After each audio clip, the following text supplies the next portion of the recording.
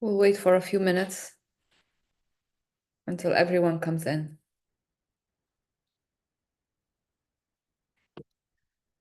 Good afternoon, everyone. Thank you for joining us for our Sunday Doctors Against Genocide webinar. We have an event in Dearborn Heights today, and we will be streaming live speakers in a little bit. Everyone is gathered in Dearborn Heights. Oh, Dr. Zbour made it. Great. Yes. And we have Dr. Mariam Shtab with us. Today she will talk to us about her impressions from the time when she was with us on Doctors Against Genocide Advocacy Days on the Hill. And she will also give us some insights, and hopefully we will encourage people to join us for the times that are coming up. We do have a special section today. We connected with a very young and special medical doctor and internist in Gaza. His name is Dr. Nader Oqailee. Unfortunately, Dr. Nader is in the north of Gaza. The north of Gaza is, as you know, is under extreme siege. All of Gaza is under siege, but especially the north. The north is nearly almost all destroyed. Dr. Oqailee made it back when the short, incomplete ceasefire happened. He was able to go back, and when he arrived to what was his home before, and he started living in the north of Gaza, he found himself surrounded with a very large number of orphaned children who lost one parent or two parents, and Dr. Oqailee gathered the children and started taking care of them, giving them food and giving them shelter, and doing projects with them. And he shared with us pictures with consent that we will share with you today, and some stories. And we were hoping that he can join us today in person, and he really wanted to. But in the north of Gaza, they rely completely on solar power. And it is 7 p.m. right now, 6 p.m. So there is no solar power that is good enough to make the phones work or the internet work. So he sent us audio recordings and pictures that we will share with you. And we hope that we will have him in person. We understand how difficult it is. And just from listening to his messages and seeing the pictures, you will realize how much of an outstanding human being he is. So welcome everyone. Nidal. Thank you, Dr. Hawash. Thank you, everyone Raise your voice a little bit. Thank you, everyone who's here with us in person, and for those who are joining us on Zoom. And thanks to our guests and panelists from all over the United States and from Gaza. We want to start today by highlighting that the situation in Gaza and Palestine is not separate from what is happening here in the United States. It's all interconnected struggle. They are starving the children in Gaza while silencing those who dare to speak here. They are bombing hospitals abroad while defunding healthcare at home. And we will not stay silent about this. We all know that for over 18 months, Gaza has been under relentless attack.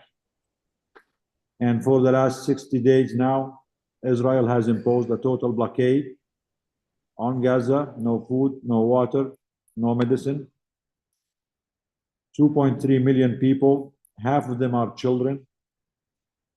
That means little over 1 million child are being actively starved in the last 60 days by the United States of America, the most powerful country in the world,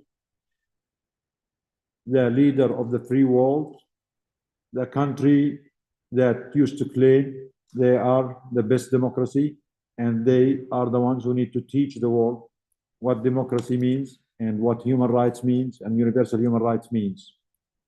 We came to a point that as a country, as the most powerful country in the world, are the ones who are actively starving 1 million child, especially for the last 60 days, and committed a genocide on them for the last 18 months, full-blown genocidal attack, and have been actively supporting an incremental genocide on them for the last 100 years. This is not a war again. This is a genocide executed by bombs, enforced by hunger, and funded by our government. More than 18,000 children have been murdered. Thousands more lie in the rubble, in makeshift tents, in hospital corridors with amputated limbs and no anesthesia. The UNICEF has called Gaza the most dangerous place in the world to be a child. But let's say the truth. This is not danger. This is a systematic mass slaughter on children. And we are paying for it. Every missile that obliterates a home in Gaza, every bullet that rips through a child's body, every truck of aid turned away is being funded by our tax dollars. And when we speak out, the students, the activists, the doctors, to say no more, they come for us too. Across this country, students are being disappeared from campuses for chanting Free Palestine. Protesters are abducted. Even a US judge has been arrested for defending the rights and the basic human rights of migrants. This is what happens when a government exports violence. It eventually brings violence and oppression home. In 1967, Dr. Martin Luther King warned us, the bombs in Vietnam explode at home. They destroy the hopes and possibilities for a decent America.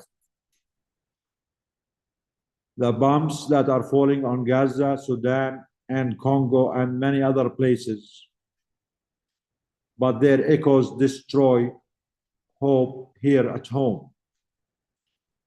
Every dollar spent on the genocide is stolen from our hospitals, our schools, our communities.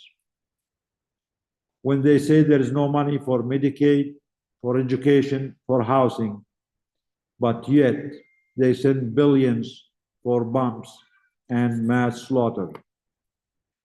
This is not foreign policy. This is a blueprint for oppression and fascism. The same politicians, the CEOs, and healthcare administrators who fund these wars overseas are the ones who are defunding our lives here.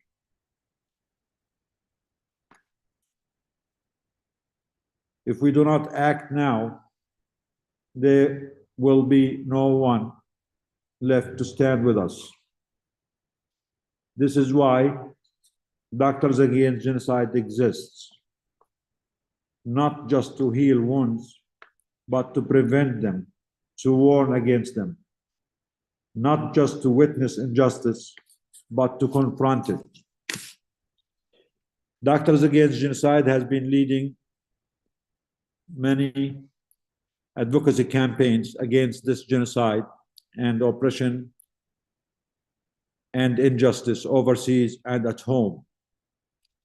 Few of the actions that we have been working on lately, one of them is leading a capital action on April 30th in DC, demanding an end to the blockade allowing humanitarian aid, a permanent ceasefire, arms embargo. We're also organizing a global citizen and medical peace convoy to Egypt and Rafah crossing to break the blockade where the world leaders failed. We're also working on pressuring nations to send protective peacekeeping forces to protect the children, the civilians, the hospitals, the healthcare workers. We're also mobilizing our global medical community to say loud and clear, medicine must never be an accomplice to murder. Silence is not neutrality. It is a betrayal. And let's be very clear, not in our name, not with our tax money. We will not fund a genocide abroad while our children go hungry here. We will not be silent while free speech is crushed and dissent is criminalized. We will not stand by as authoritarianism rises on the ashes of Gaza. It is our right, it is our legal duty and moral obligation to resist genocide. As Desmond Tutu said, if you are neutral in situations of injustice, you have chosen to side with the oppressor. So thank you for being here. We do have a few colleagues here. Dr. Jbour, I'm sorry to interrupt. Dr. Nader joined us, and I want to take the chance that, since he's here and his internet is so poor, maybe he can speak to us immediately. So we have a few speakers here in person. We have Dr. Zidane here, and two others might be joining. Plus, we have our guests online on Zoom. And we have a guest from Gaza because it's late in Gaza and the internet is bad and connection is terrible. So we'll always try to go with our colleagues from Gaza for updates on the situation there. Thank you, Dr. Hawash. Go ahead. Dr. Nader, can you hear me? You are muted. Can you turn on your speaker? Hello, assalamu alaikum. Wa alaikum It's a pleasure to join you. Thank you so much for this beautiful chance to be a part of your meeting. Yes, I can hear you clearly, and Alhamdulillah, I got a chance. We have a very poor internet and the electricity issue as well, but I could manage to join. Alhamdulillah, we are so pleased, so happy to see you. Thank you so much. I would like to start by thanking all the attendants and the doctors here with us and all the colleagues as well. Such sounds and such people talking about us and writing and speaking about us is a pleasure for all of the people of Gaza. I am here from the field. I see the people, I see their needs, I see the orphans, I see the patients. I know that what you have been doing is not something small. It means a lot for them. It is a saving a lifeline for them. We need everything here in Gaza. The patients, the children, the orphans. I don't know if you still hear me. I think I have a problem in the connection. No, we hear you, Dr. Nader. Go ahead. We are hearing you very clearly. We wanted. So, we're showing the pictures that you sent us as well. Yeah, of course.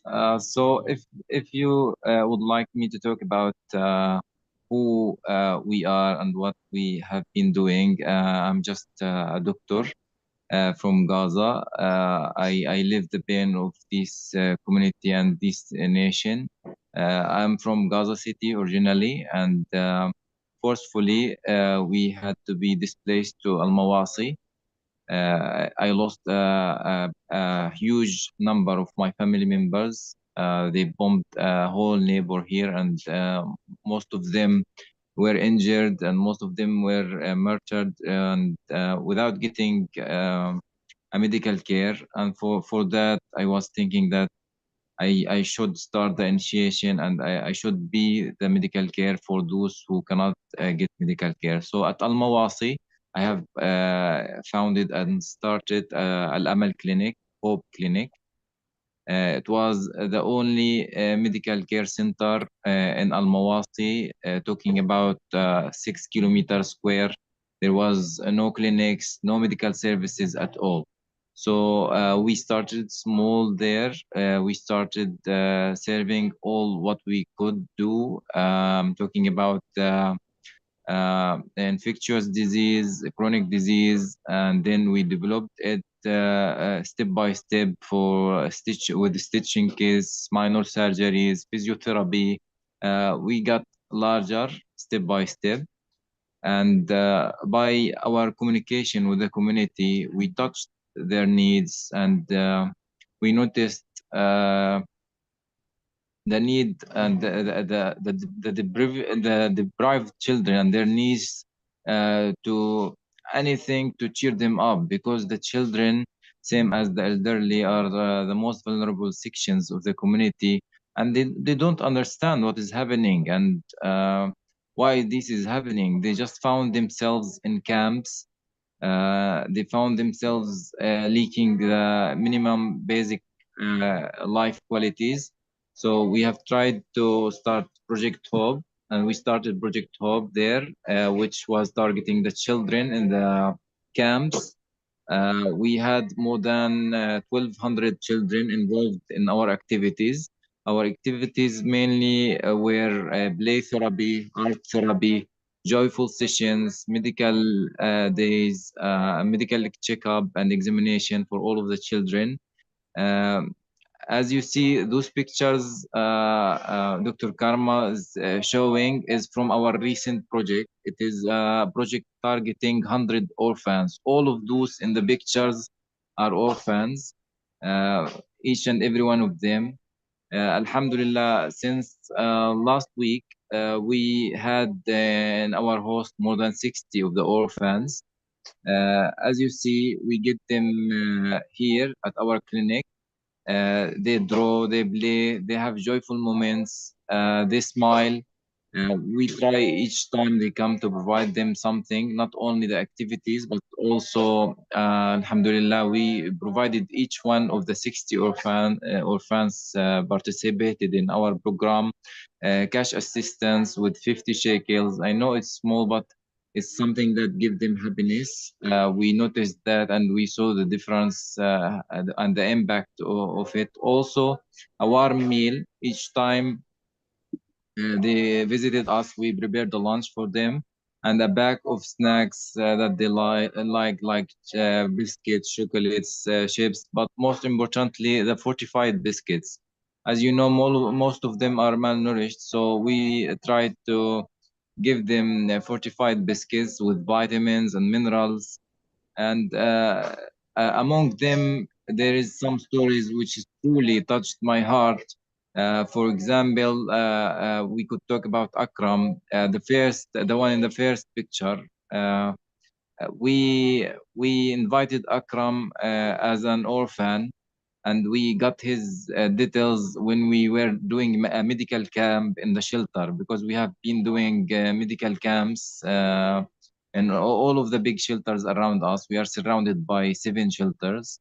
So we tried to serve them, and during that, we made a database for the orphans, and then we started our project. So I invited him for him being as an orphan, but when he came, we know that he's a cancer survivor, and he removed one of his kidneys, and at the same time, he's suffering from cataract and cannot see.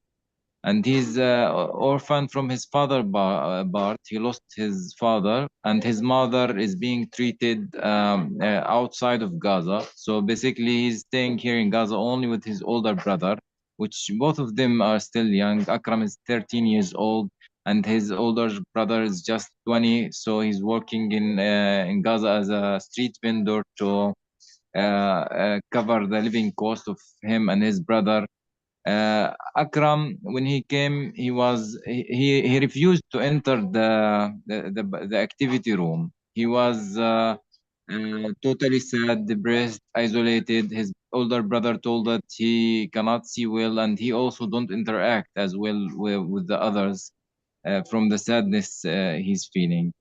Alhamdulillah, I could somehow convince him to participate in the activities. And after a while, I wish I had good internet to send his videos. He was singing, he was doing dabka, and he really enjoyed the sessions. We noticed how much it healed his soul, and this is our target, and this what we always try to do. I wish Dr. Karma, if you could show them Akram picture, they could notice that we were taking picture. Is that Maybe he his was at the picture? first. I think he was at the first picture. The guy with the cap. I saw his picture when he was moving. He's Is he the the, children with the cap. You could notice we were this one in the middle is Akram. Yes. yeah. There is also a different picture for Akram with me, and we were taking a picture. He was looking at different place. He should underwent surgery, but because of the war circumstances, he didn't. If we show the other picture, we were taking picture for us together, and he was looking in a different place because he barely can see. And when he started to draw, someone just came in front of him and made a shadow, and the shadow prevented him to be able to draw. He couldn't draw because of the cataract in his eyes.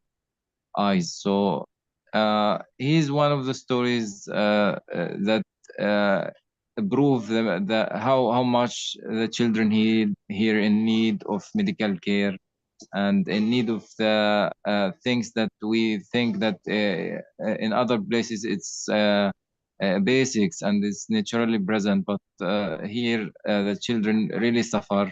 I have also another story of another children.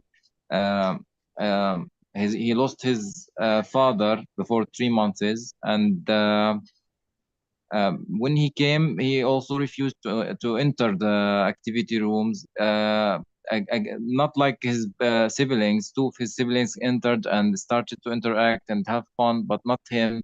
I somehow convinced him just to stand by the door of the room. And when he was there and saw the activities, saw the other children having fun, smiling, he somehow got convinced to just sit in the room.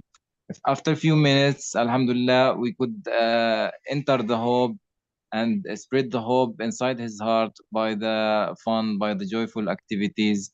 And it was his mother actually was surprised. She was telling, I didn't see my children smile since 2 months, and he was refusing to eat, and his health was deteriorating. And this is the first time I see him playing with other children. Maybe Dr. Karma, we can show one of the videos you have received through the WhatsApp, I think. It will show some. From Dr. I asked Sheikh? Dr. Sheikh. I asked Dr. Sheikh to send you. Yeah. It will give idea about what kind of activities we do. We focus on play therapy. We focus on art therapy. 1 second. I'll try. 1 Yeah, second. of course. I'll share my screen now.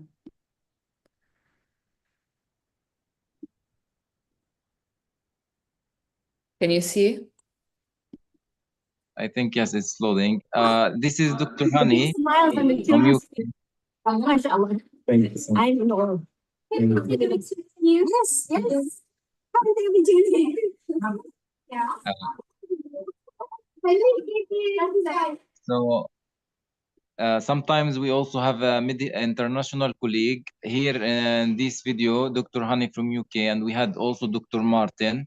They were visiting Gaza with Baitul Mal NGO, and they also participated in our activity of the free medical days. But I was talking about the video where I'm wearing apron at the beginning of the video. This one explain our activity for the orphans last week.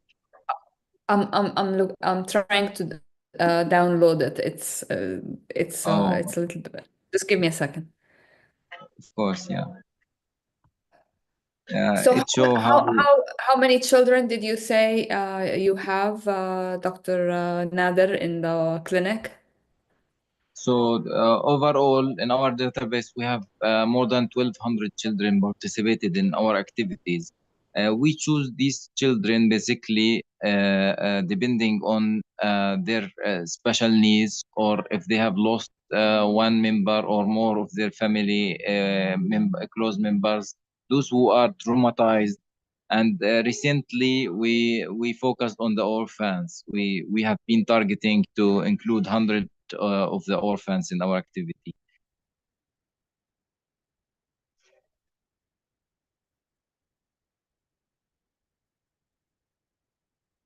Yes, this is the video I was talking about.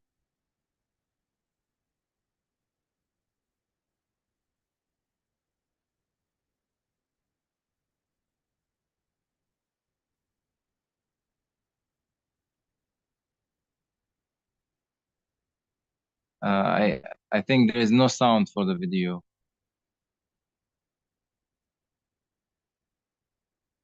You muted yourself, Dr. Karma. Do you need anything, Dr. Nader? Karama, I think you muted you. Okay, I'll play it again. It's short, so I'll play it again.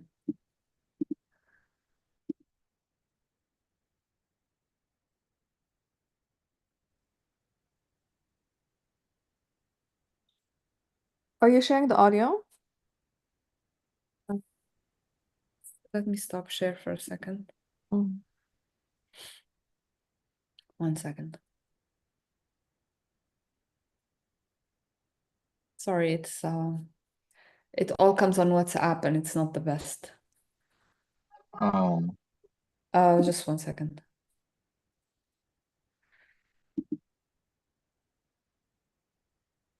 I'm sorry. It's totally fine. Maybe next webinar or we can share some of the videos. It show actually the impact of the activities for the children. Alhamdulillah, we noticed how their souls healed, and we got a feedback from the families talking about how their children improve. And this is our goal, and this is our target. Also this week we have received a request from a shelter of cancer patients. There is a shelter of 65 cancer patients. Most of them are women, along with their families. They requested us to do a medical day there.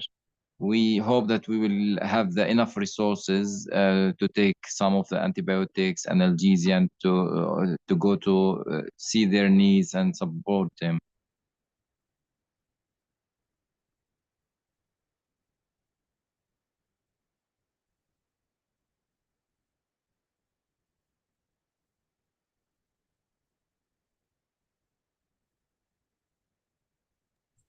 Are these all orphaned children, Dr. Nader?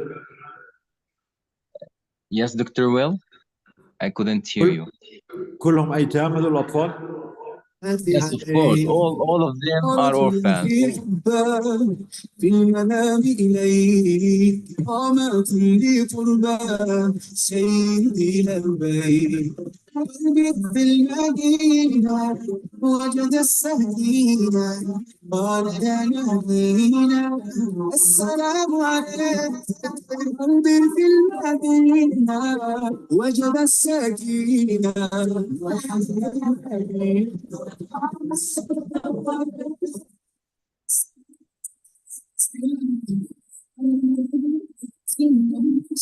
ايش الحلاوة هاي؟ مبسوطة؟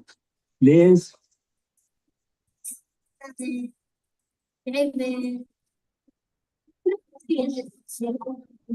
وسلام عليك يا حبيب الله رسول الله حبيب الله رسول الله حبيب الله ينحني إليك للقبات الخضراء شكر صلي عليه يا جد الحسنين محمد يا زين يا من جئتنا بشرى نور عليك البيت المدينة وجد السكينة قال يا نبينا السلام عليك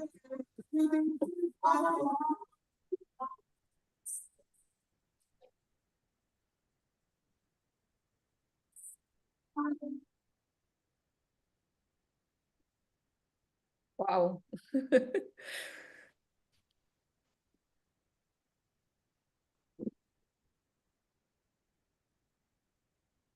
Pretty amazing. Yeah, Can we Alhamdulillah. can we give a round of applause for the children and the doctors in Gaza, please? Thank you. Thank you so much.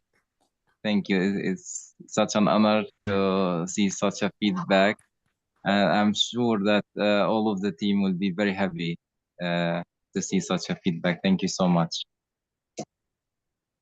Alhamdulillah, we could provide each one of them, of the 60 orphans, we could provide them little cash assistance, 50 shekels for each, and a warm meal, fortified biscuits, a bag of nice things they like.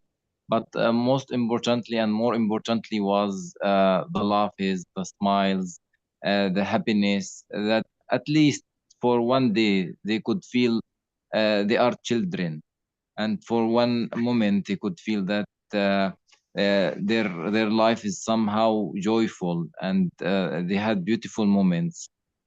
Thank you. I walk in the streets, and sometimes I see some of these children, and I found them that running toward me and hugging me and telling, "Here is our doctor. He is also for Nada. Nada is the project leader, which organizing the activities." These moments the world to me and to the team, and make us feel that we have goal. We have goal, and we did something to those children. Thank you, Dr. Nader. Thank you so much. As a pediatrician and as a child neurologist, you are doing exactly what needs to be done for the children who are traumatized. Normalize things for them, give them positive experiences to offset all the negative experiences that they have experienced, build their resilience by giving them love and support. And we want to support you.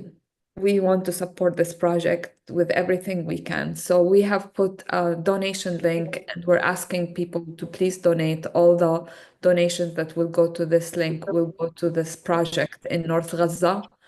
And we cannot do enough. So thank you so much for being with us. شكرا من كل Thanks قلب. to you. يعطيك ألف ربنا عافية. يسعدك. يحفظك. شكرا كثير على هاي الفرصة الجميلة إني شاركت معكم. Thank you so much, everyone. It have been a pleasure to be with you, and I'm so grateful that I had internet to participate. Yes, I know. Since yesterday. I could not believe it. We have been trying to connect for a whole day, and the connection was always so bad. So it's a miracle that Dr. Nader was able to actually join us. It is a sign that we need to work with you. So thank you. Shukran. Thank you so much. Thank you. Thank you. It have been a pleasure. I hope that the webinar will be successful, and I will. خليك معنا دكتور. We will, if course. you have internet and you have power, stay with us. I will stay, of course, as long as I have a connection. I'm with you. Alhamdulillah. Thank Okay. you. في أمان الله. Thank you. Thank you so much, everyone. Thank في you. أمان الله.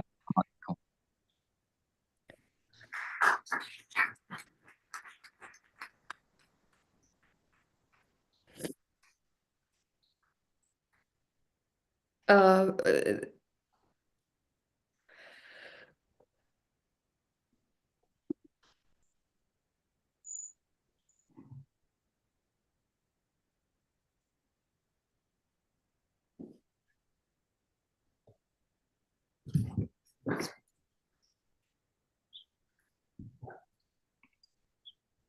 Karama, do you hear us? yes, perfect. Yeah. We have little issues with connections here. It seems Gaza people are even better than us in managing the situation with all the capabilities we have here. Our crowd here is getting bigger. We're really thankful and proud of them for speaking up, for staying strong. Thank you for hosting us. We have Dr. Adam Afas here with us. He's an orthopedic from Michigan. Dr. Adam was actually on the first team to go into Gaza on a mission in December 2023. We appreciate all his sacrifice. We appreciate his eyewitness testimony that he shared with us many times. He's been a strong voice, a strong supporter. We also have here Dr. Asil Zidan. She's also Doctors Against Genocide doctor here in Michigan. She will be able to share with us a few minutes about the situation, especially the situation of children in Gaza. So Dr. Asil, are you available, please?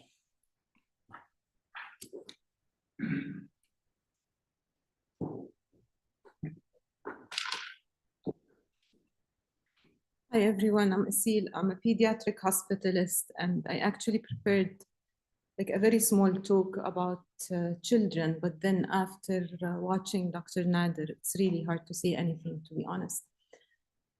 But I think this is what gives us hope, the resilience and the hope that all of what we're doing will eventually make a difference, and hopefully we can make something and make a difference in the lives of these children. So we know that what's going on has been shaking us basically to the core. This deliberate use of starvation as a weapon of war and its impact on the lives of children, that's basically devastating. We know like now for around 57 days, no food has entered Gaza. What we're witnessing is a genocide. It's the largest starvation campaign in modern history.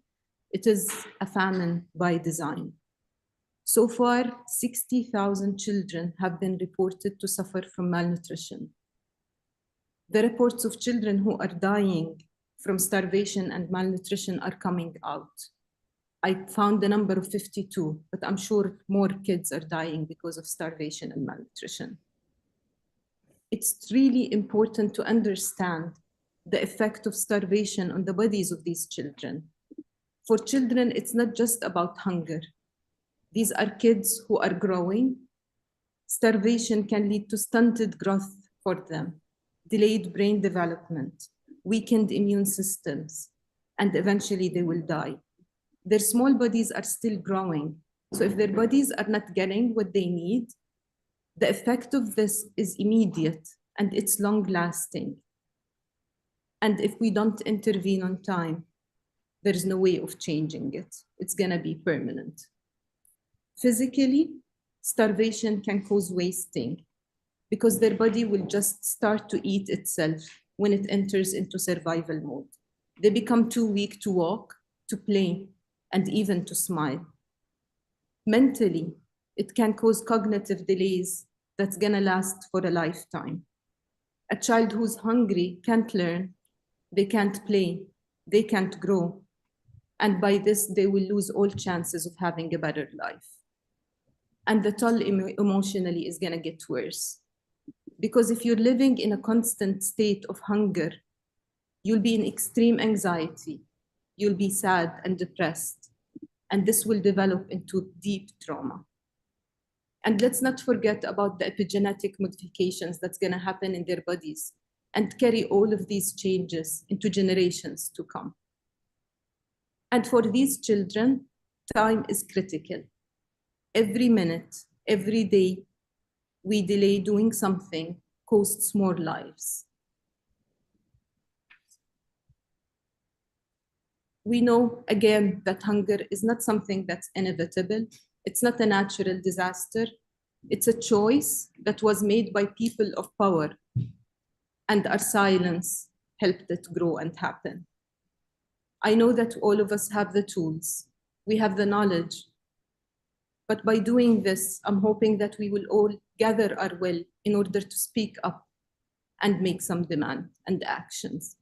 Thank you so much. Thank you, Dr.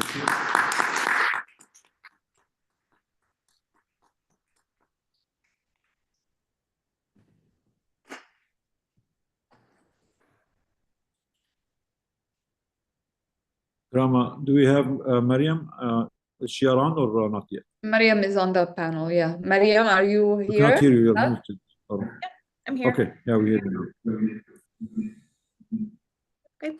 I'm Miriam Shatab. I'm a FM hospitalist. Mariam, we don't see you. Maybe you can turn on your camera.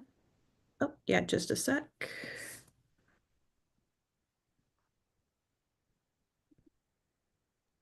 Yes, all good, Mariam. Thank you.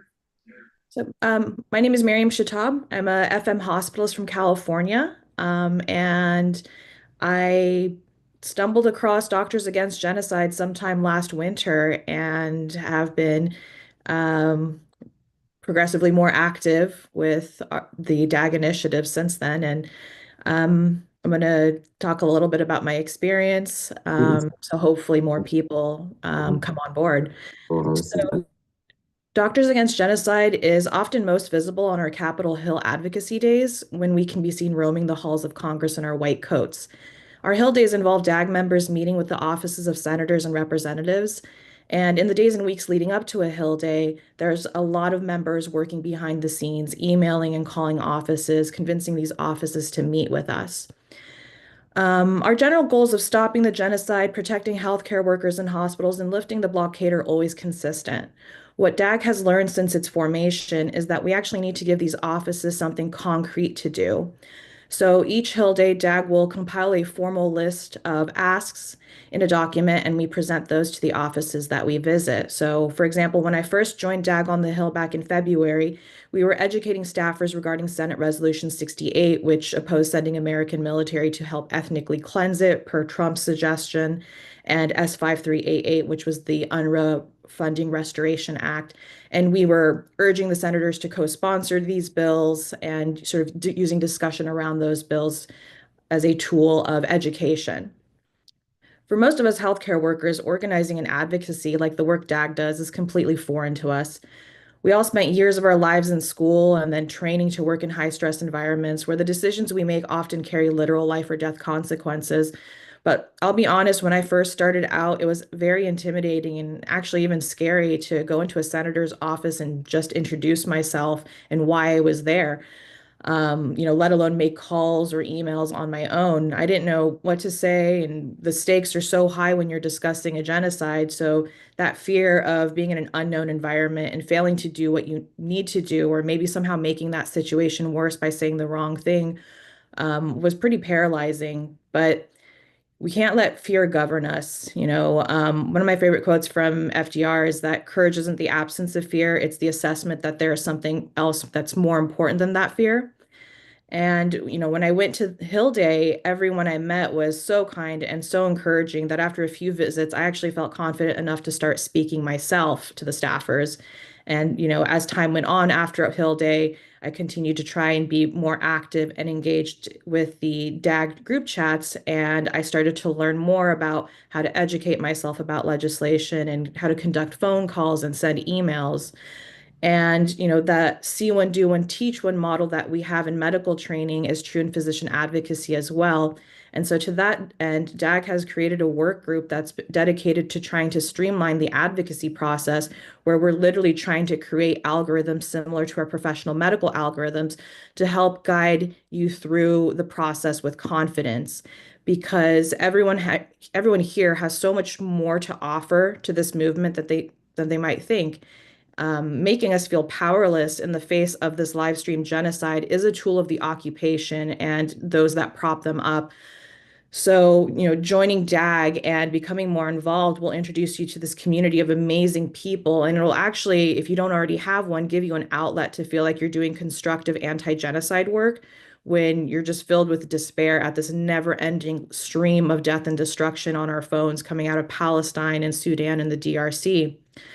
When I met to Hill Day, I actually met really three amazing members that were also from California. And since February, we've been working together to try and advance DAG's message and initiatives back home. In fact, the four of us working together, we were able to convince the office of one of our US senators to not only have a meeting with us this upcoming Hill Day on the 30th, but to allow us to make it a hybrid format where we would have DAG members in the senator's office in DC, but we're also going to be running a concurrent Zoom call with constituents at home in California who can't make it to DC. And right now, the number of Zoom call attendees stands at nearly 60 people who want to join in on that meeting, which is a very impressive number. And numbers speak volumes to these politicians when they see a wall of faces staring back at them, demanding accountability for what they have not done thus far. For most of the attendees, this will actually be the first time they participate directly in a DAG action, and our hope is that it'll empower them to continue using their voice and presence in anti-genocide advocacy work. We're also hoping that this hybrid format will allow us not only to secure more meetings in DC with other senators' offices where we can boost the numbers of constituents to apply pressure, but it can also be used to conduct more meetings at the district level in state because the numbers matter. I would really, really encourage as many people as possible to try and come to a Hill Day if you can. It is a big ask to, fly across the country and, find coverage for your patients at home. But, it's really hard to put into words what it feels like to suddenly be surrounded by so many physicians and healthcare workers that care about Palestine and are willing to do whatever they can to leverage whatever power and influence they have to stop the genocide. For me, going to Hill Day in February, I really can only describe it honestly as feeling like chicken soup for the soul after 16 months at that point of feeling like the vast majority of my medical community was just shamefully silent and indifferent. So really, it's very much worth trying to come to one of those days or helping DAG, advocate at home. I would say that whether you carry out DAG advocacy on the Hill or at home, there are a couple of important things that should be kept in mind. Doctors Against Genocide is an advocacy group. We're not a lobbying group. The distinction between the two sometimes is a little bit nebulous to people. Lobbying focuses on directly influencing legislation, whereas advocacy work is a lot more broad, and we do multiple activities. We raise public awareness, we organize grassroots movements, we try and promote litigation, coalition building. So lobbying is a form of advocacy, but not all advocacy is lobbying. There is a line that Doctors Against Genocide cannot and does not cross by law, actually, because of the fact that we're a registered nonprofit. So it's important that when you're either in a group setting under the DAG umbrella or representing DAG individually when you're calling or sending emails, that you not deviate from the platform and messaging set by DAG leadership, because that can, potentially give people a way of shutting us down. And I would say to that end, it's important to remember that when you're doing anti-genocide advocacy work, like with Doctors Against Genocide, optics are everything. So when you find yourself, like let's say you go to the Hill, if you find yourself face to face with someone whose votes and words and actions have allowed this genocide to continue, and more realistically, one of their staffers, there's this really strong temptation to just tell them off and tell them what you think of them for being able to stand by inactive while all of this is going on. Everyone fantasizes about that, but that's exactly the impulse that you have to curb when you're doing advocacy work like this, because the powers that be, will look for any and every excuse to maintain that status quo, to dismiss our truth. They'll label you anti-Semitic, they'll label you a Hamas terrorist lover, and they'll do that honestly, even if you say nothing more than, stop murdering children. But we definitely don't need to give them any ammunition by speaking, off the cuff or anything like that, because these people are in positions of power. But what I learned when I went to DC and through subsequent interactions with them is they're in positions of power, but they are not particularly intelligent. The critical thinking skills are not there. Expecting them to entertain notions of things like international law allows resistance or this or that. that's a losing battle. And we're not there to convince them about things like that. We're there as physicians and healthcare workers. We're the experts in the room when we talk about genocide as a global public health emergency and the medicine. And we're the only ones that have, that authority when we're in a room with these politicians. So we speak from that angle, okay? But yeah, please get more involved. It is extremely worthwhile. And, I wish I could say that it makes you feel better, but there's the genocide. It's still ongoing. Anything we're doing is obviously inadequate and not enough because it hasn't stopped. But like I said, it does, for me at least, give me the sense of I have a productive outlet rather than just sitting here and dissociating in horror at what I just saw on my phone. Let me go and craft an email. Let me go make this call. Let me do something. So, please get involved. Thank you, Dr. Shitab. This Thank is you so much, really Mariam. Yeah. The one thing that I will say is that this is a core thing in our in how we come along as Doctors Against Genocide. We have to understand how to advocate, and it's a learning process, and it's learn as we go. And we as medical doctors and medical nurses, and anyone in healthcare, we're not used to advocating on the Hill or speaking to politicians, and it's a skill. And once you develop it, I think it's a very valuable skill, because speaking to power and advocating for those who need us is one of the most important things that we do as a medical community. Thank you, Mariam, for saying it so clearly and so well. Thank you so much, everyone. Thank you, Mariam and thank you, Basil. Dr. If I may Shitab. comment, Really appreciate your help, your if I may advocacy, comment and I think your Nader support. wants He has Nidal, been Nidal, one of the. Nidal, Nidal. Karam, I Nader cannot was hear you. Did saying, you? Nader was saying I something. just I want to give him the chance to say something before he goes. thank you so much, everyone. Dr. Mariam and Dr. Asil. I just wanted to give a comment about Dr. Asil. Beautiful information about the malnutrition. She mentioned that more than 60,000 of the children of Gaza are suffering from malnutrition.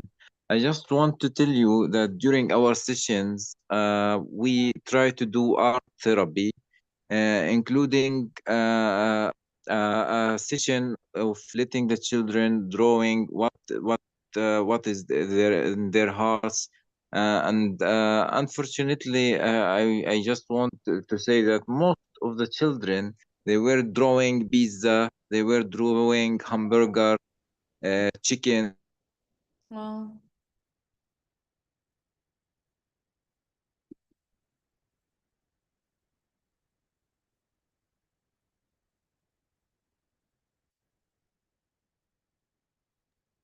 Did we lose Dr. Nader? Dr. Nader, are you still with us?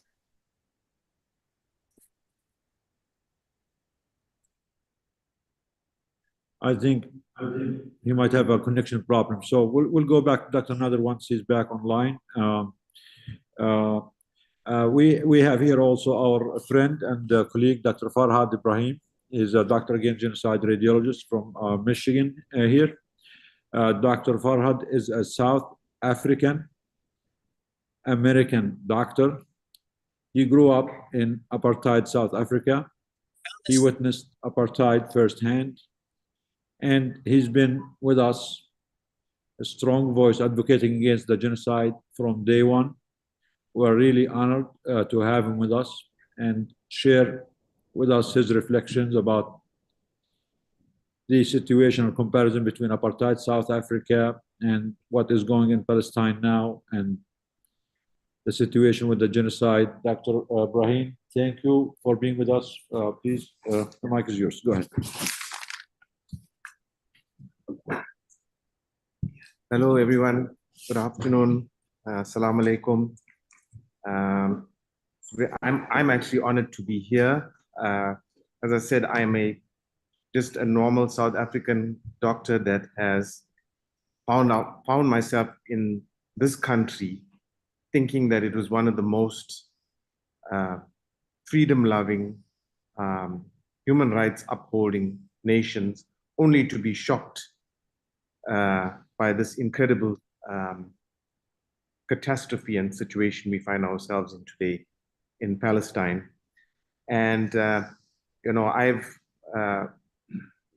just as a member of DAG try to do my best in terms of speaking up whenever I can. I think at the very basic level, I think that's really, as doctors, that's really it's compulsory upon us as caregivers to stand up against genocide, and in whatever way we can, to speak out, and to speak out in a way that we as doctors and healthcare workers are speaking in protection of these people that are undergoing such terrible atrocities.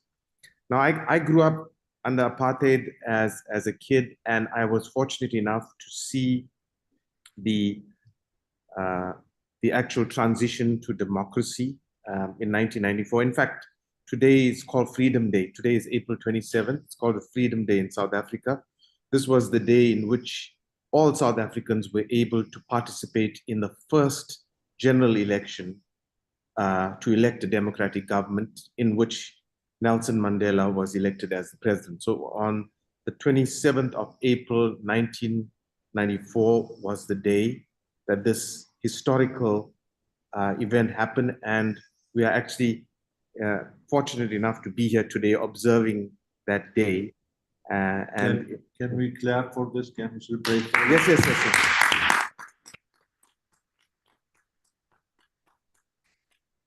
And as a person growing up there, it was something that we may not think that our ability to speak out and our ability to speak in favor and to advocate for the people that have no rights and have no voice, we may not think that it's making an impact.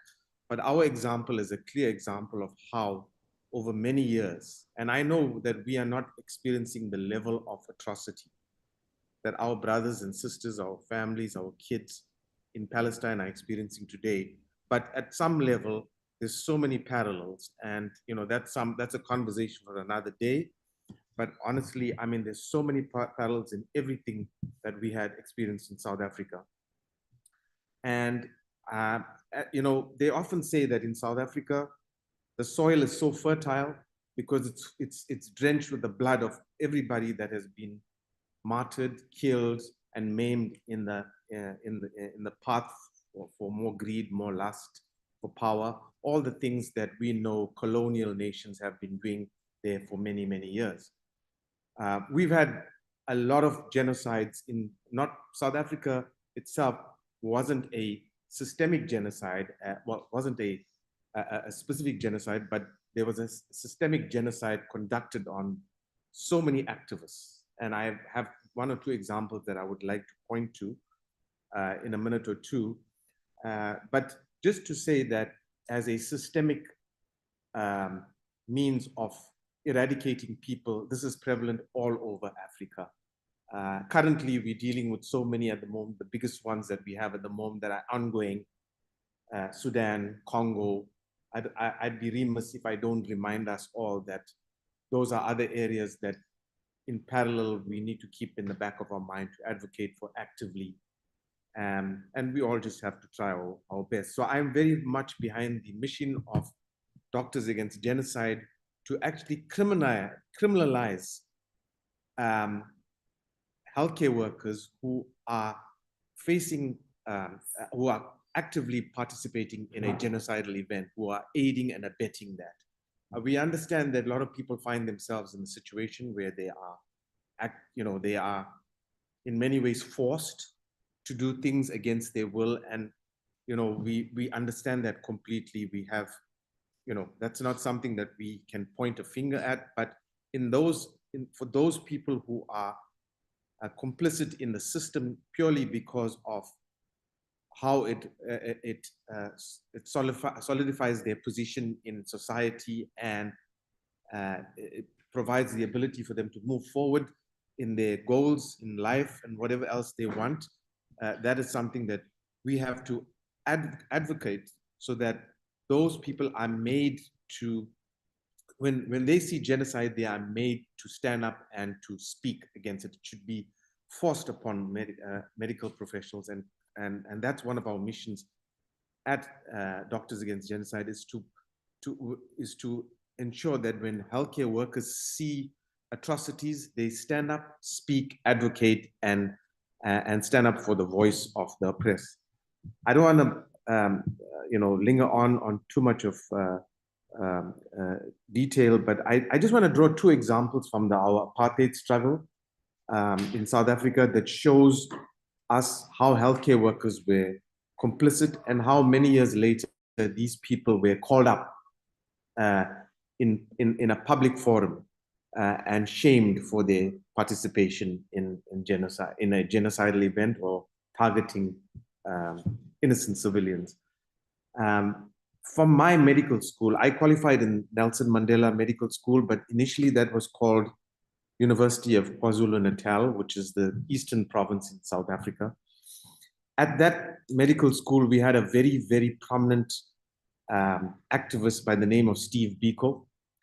His story is, many of you may have heard of him, but his story has been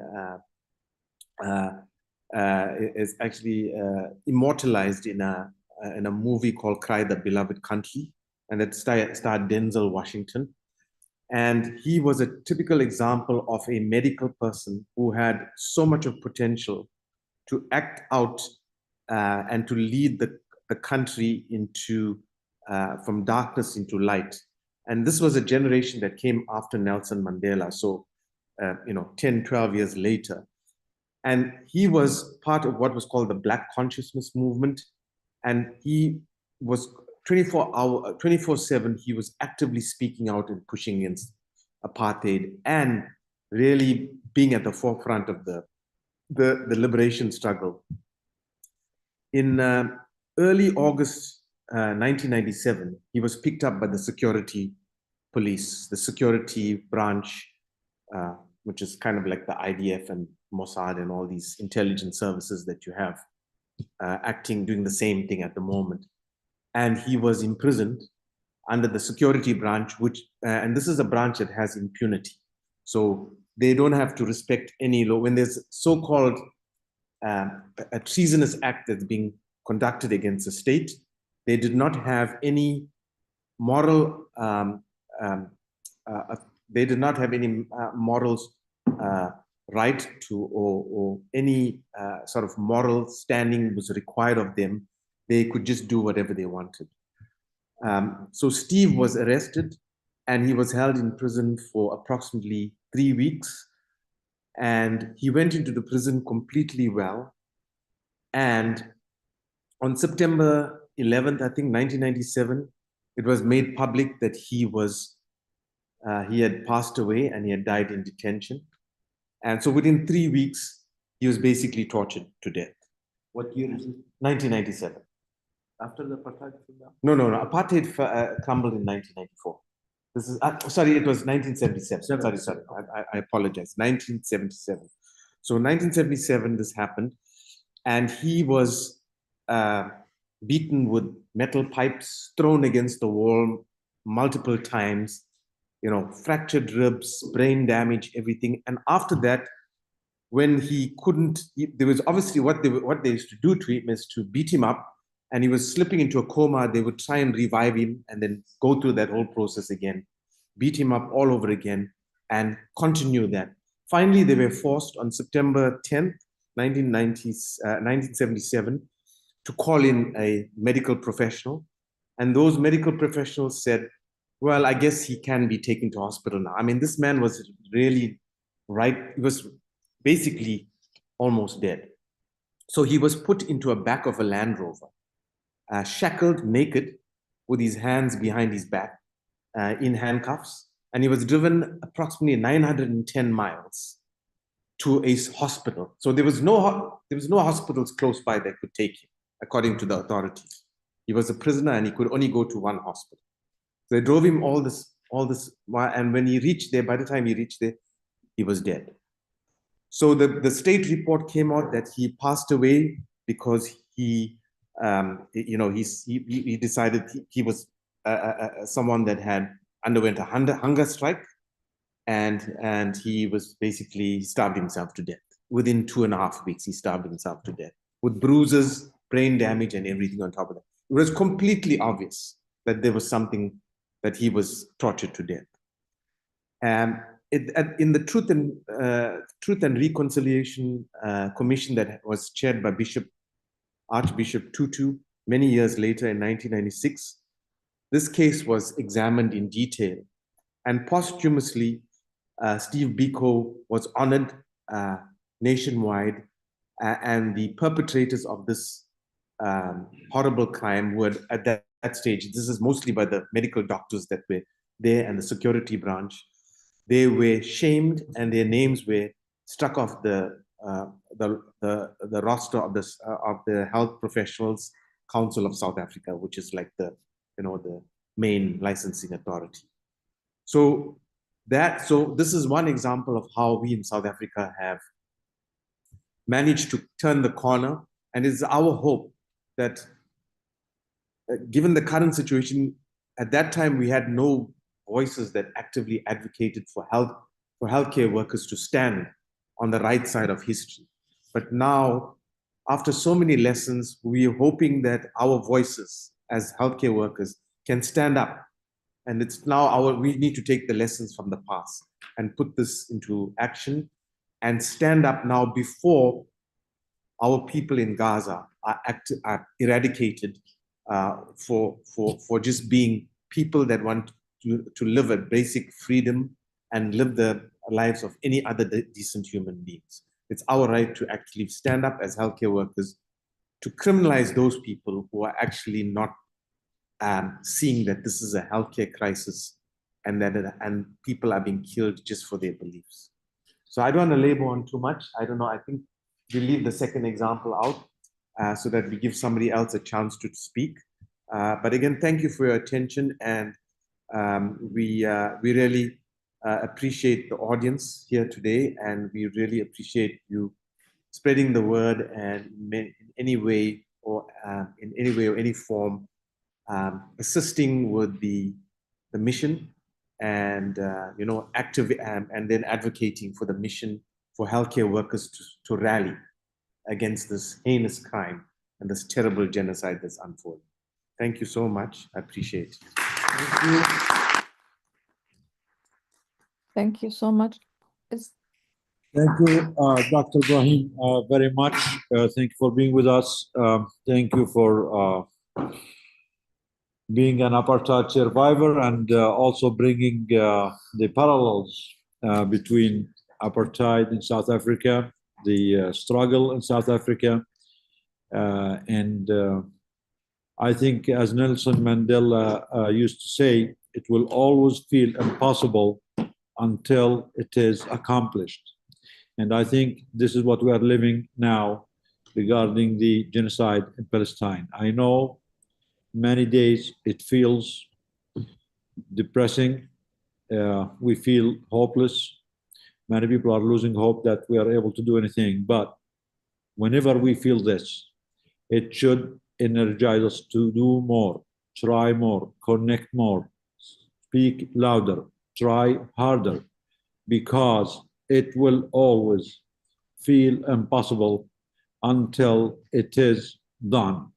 And I think the days of the criminals, whether here at home or in Israel, who are committing and mass murdering children, are numbered.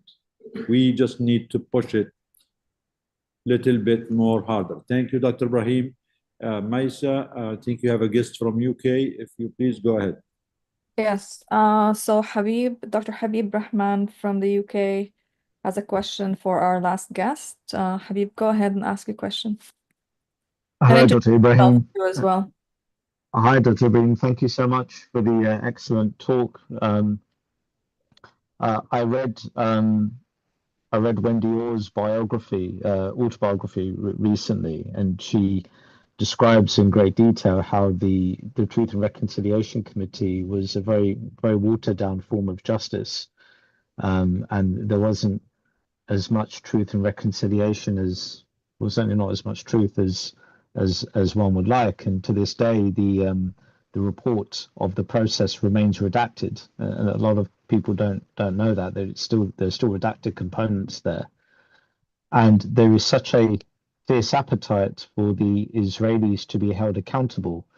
But if one were to aspire for full accountability, this would indict the entire Western political system.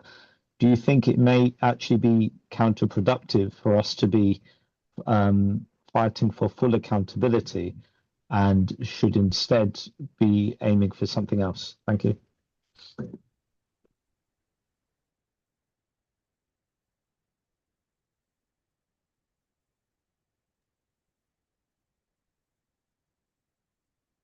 Nidal, is Dr. Ibrahim still with us? Yeah, Dr. Ibrahim is here, but we did not hear the question clearly. Anyone? Yeah, I'll have him. Do you have the question? Go ahead. If anyone can, if Dr. Habib, if you can say the question one more time, please. I just want to. Oh, I'm so sorry. In a nutshell, if you can just. I'm so sorry. Can you hear me, Dr. Ibrahim?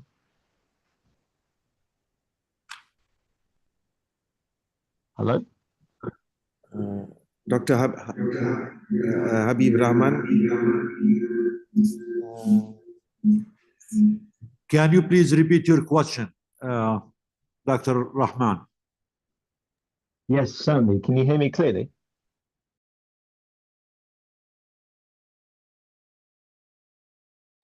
Hello? We can hear you on the Zoom, but it seems like Michigan it does not hear you very well. Nidal, can you hear me? Dr. Farhad, Yes, can you hear me? Yes, we hear you now. We hear you now. Yes, thank you. Yeah.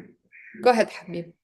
Okay, thank you. If you don't hear it this time, I have emailed the question as well. But Dr. Ibrahim, the Truth and Reconciliation Committee was a highly imperfect form of justice, and Wendy Orr wrote very well in her book. Dr. Orr wrote about how that there were elements that were not allowed to be reported, and the Truth and Reconciliation Committee report remains redacted to this day.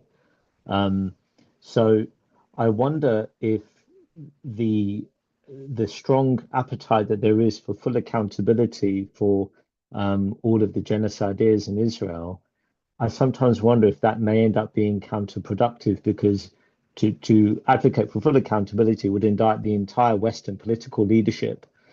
And so do you think that advocating for full accountability, as essentially failed with South Africa, do you think advocating for full accountability might actually be counterproductive?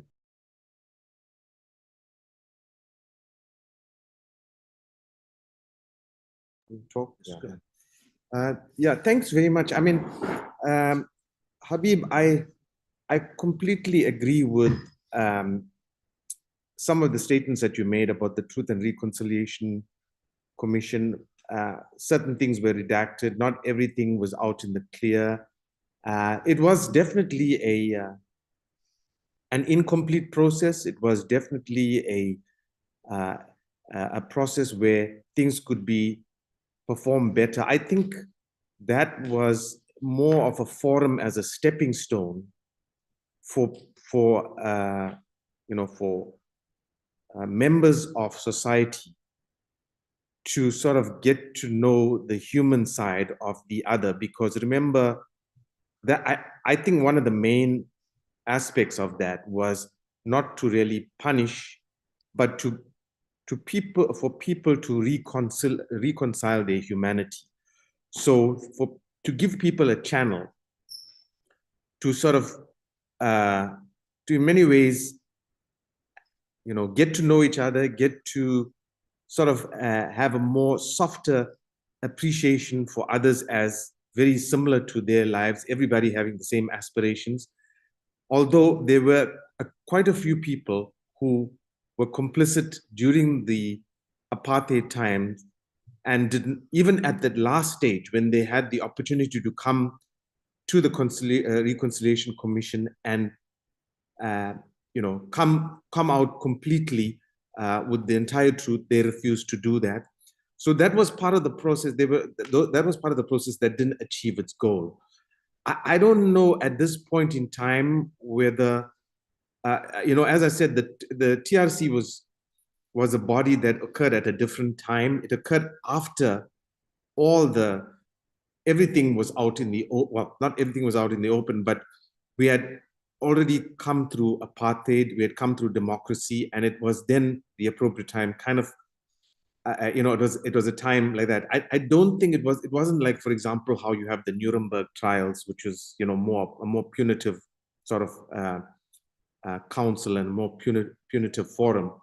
I do think that, our duty is to create a way of advocating a step-by-step process. And I don't think it's possible for us to be able to provide an all-encompassing forum for everything all at the same time. However, there are lots of stories that come out all the time, consistently, that we can use as examples. Like, for example, the paramedics that were recently slaughtered and martyred as a result of this monstrosity, Israel. Those are definite opportunities for us to come out and ask for Israel to be held fully accountable. Now, whether or not that, as we can see, at the moment, that conversation is spreading through the world like wildfire. I do think that it's a stepping stone, but I do not know that, I don't know how many years it'll take for actual full accountability to actually, for that to be achieved. In many ways, I don't think it's possible. I agree, I don't think it's possible. But I think at least 50% of what happened is not even 50%, but 20% of what happens in these situations are enough for people to see what a monstrosity one is dealing with oppressive regimes. So full accountability may not be possible, but I certainly think as much as we can highlight using major incidents, like, as I said, the paramedic, and there's numerous other examples, we use those examples to stand up during those times and to push. I'm not sure if I'm answering your question completely. I can listen for any retort you have. But I do think that, whatever we can get, whatever accountability we can get, we have to keep pushing and keep pushing step by step. That's wonderful. Thank you.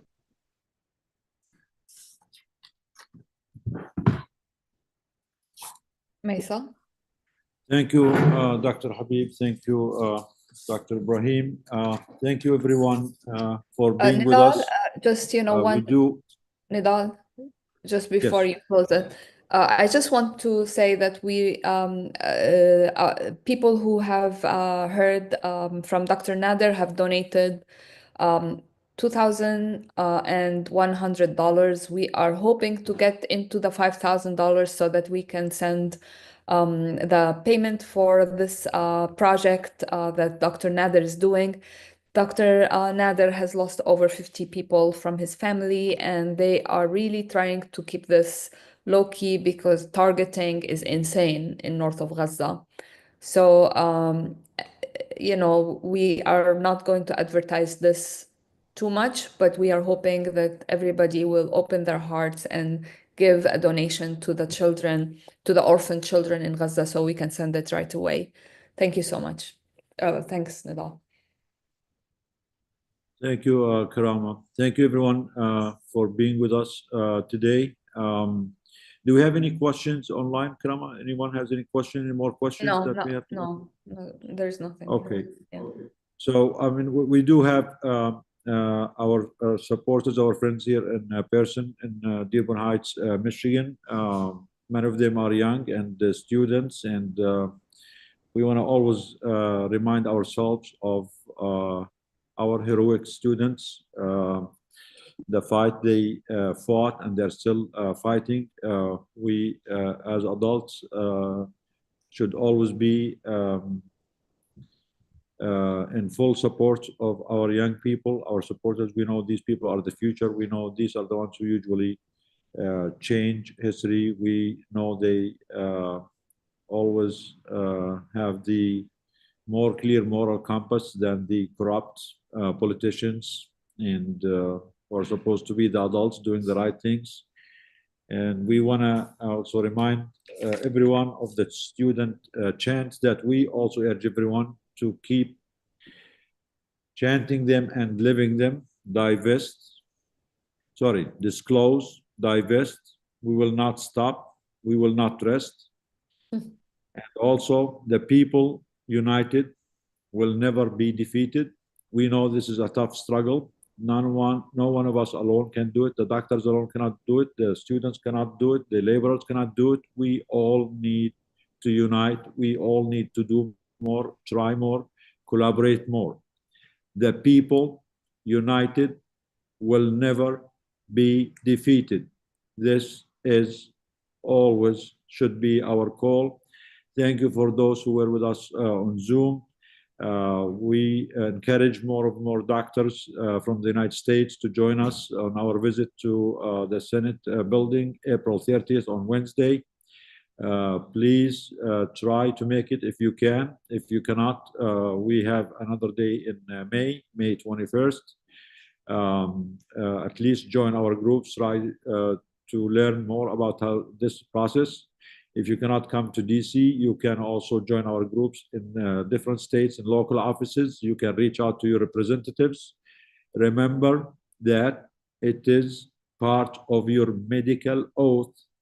It is part of your profession.